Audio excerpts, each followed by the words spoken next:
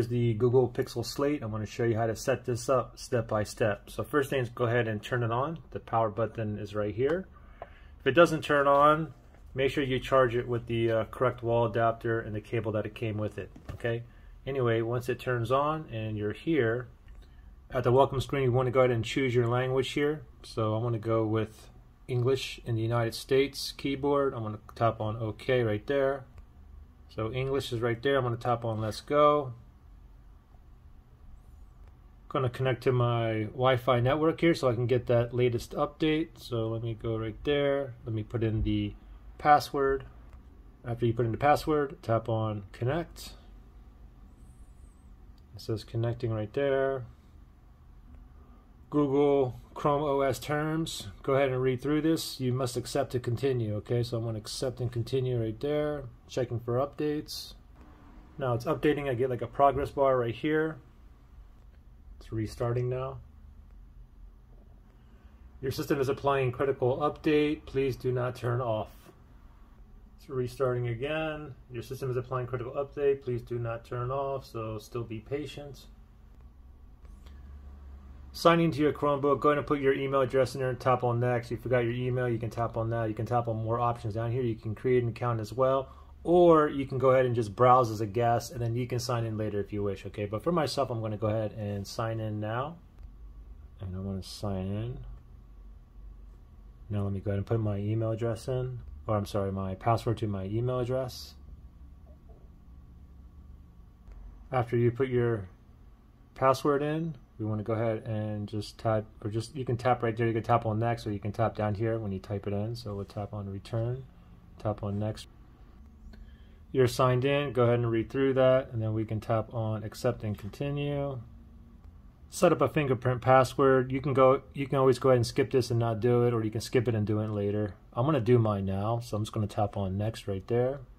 Now the fingerprint scanner is the power button right here, okay? So I'm going to go ahead and put the finger that I want to scan. It's going to be this one here. So I'm just going to place it, lift, up, down, up, and just keep on going till this blue circle goes all the way around, up, down, up, down. And then we're going to tap on done down here. As you can see right there, tap on done. Choose a PIN password. Type it in once, then tap on next, and then put it in again to confirm, and tap on next down here. Your PIN is added. Let me tap on done right there.